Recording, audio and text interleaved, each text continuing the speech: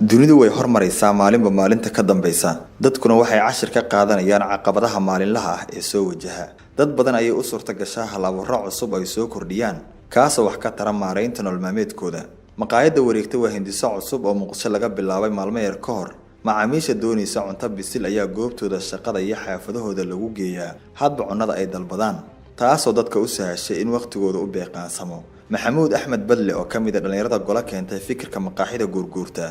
ayaa sheegay in xilliga ay aragtidan abuurmaysa ay ahayd mid waqti soo socotay balse ka goonaashahoodu ka dhigay mid abahaan u hirgashay fikradan ganacsiga gaarigan maqaaxida guurta waxaan ugu dhalatay ninaan saaxiib nahay oo ganacsiga inta badan qayb ka ah ayay markii ugu horreysay ku dhalatay inta badan isaga soo waday anuu xagga dambe kaga soo diray marka adigu horaantii 2017kii meelahaasi ayay ku dhalatay kadibna intaas waxaan ka shaqeynay sidii uu u shaqeeyay lahaa gaarigu iyo maqaaxidu ay u suuragali weeyeen alxamdulillah wiigii la soo dhaafay ayaa markii ugu horreysay sitmaankii la soo dhaafay ayaa markii ugu horreysay shaqada lagu bilaabay maalmaha koowaadna tijaabo iyo waxay ahayd macnaheedu dadkii sidii ay mataqaana bal u soo dhaweyn lahaayeen iyo maalintii ugu horreysay bal lacag lagama qaadeen oo maalintii ugu horreysay kale wuxuu ahaa si bilaash ayaa dadka mataqaana suuqa iyo xaaladda iyo wax lagu ogaanayay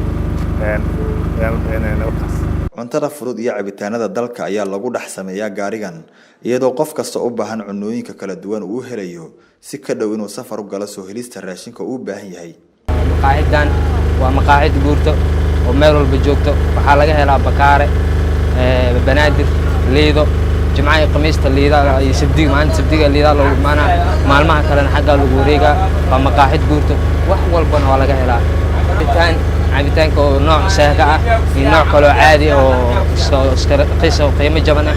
iyo cabitaano kale oo jiraan furlaate iyo cabitaano kale oo dalabaad ee qofka loo sameeyna waxa saaraba dhaha oo loo diyaarina oo loo habeeyna way jiraan ayaga dalabaad qofka soo wactami kara lambar meesha ku qoran qofka soo wactami kara meesha jooga aan ugu imaado adoo dhaha waa la soo wada meesha loo imaana ilaa waxa maqaaxid guurto hal meel ma laha meel walba lagu talagalay gaarista guusha ganacsiga ayaa ku timaada dharaandhirinta fikradaha iyadoo ay suuragal tahay in ganacsiyo badan oo ku dhex abuuran maskaxda bini'aadamka in loo bedelo kuwa shaqaynaya iyadoo loo hurayo waqti iyo maal si loo gaaro helista habka loo naqshadeynayo maqaaxida wareegta gaarigan marka hore markii fakarku yimid caalamkana inta badan uu ka jiraa fakarku oo in sida saaxiibkayda meeluu ka mungooriyay isagu qurbaha iyo meelahaas ka yimid waa lagu isticmaalaa adduunka dhan baa lagu isticmaalaa marka fakarkii markuu yimaado maxaa imanaysa wixii sidii loo qaabeynay ama dhisaankii marka dhisaankii waa la sawiray niman geerashiyada magaalada kule farsamo yaqaan baa wadankii jooga ayaa loo geeyay qaar way fahmi waayeen markii dambe nin baa fahmay ninkii fahmay ayaanu maartay loo bandhigay isagaana sidaasi u qaabeeyay oo maartay sida ka soo saaray markii dhisaankii isaga la tusay isaga sida u habeeyay waxa gudaha ku jirana waxa weeye inta badan waxa weeye makiinadii macnihii qaboojiyaha ahayd iyo waxa weeye waxyaabihii wax lagu sameyn lahaa oo qaarna ku rakiban yihiin qaarna wax la soo iibiyay oo la saaray ay yihiin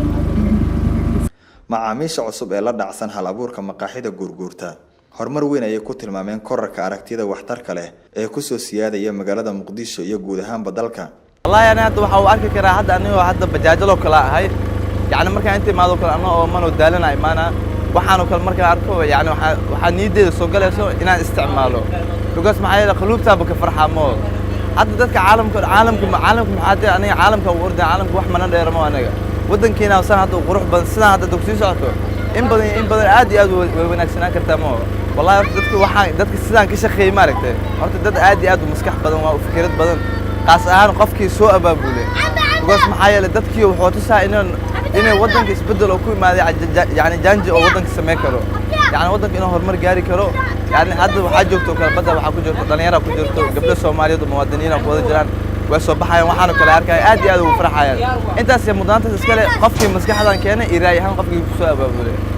ganacsiyada Soomaaliyeed ee dalmarka ayaa dalka u soo minguurinaya hal abuurada dhaxalgalka ah ee ka qayb qaadanaya kobaca dhaqaale ee dalka midaas oo dhalinyaro badan u noqonaysa shaqo abuur cusub oo dalkooda ku helaan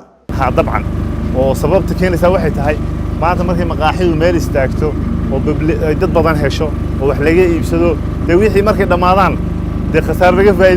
laga sugi maayo faa'iida laga sugaya leanno wixii baa dadkii u keentay wixii dadku u baahnaayeen ayaad u keentay marka faa'iido iyo in la sii ballaariyana labadaba waa laga rajaynaya insha Allah biidnillahi kariim maqaaxida guurguurta ayaa hadba la geeyaa halka lagu malaynayo in laga heli karo macaamiil badan waxaana goobahaasi ka mid ah isgoosyada magaalada iyo xeebta Liido waxaa cabitaan maango taga weeyaa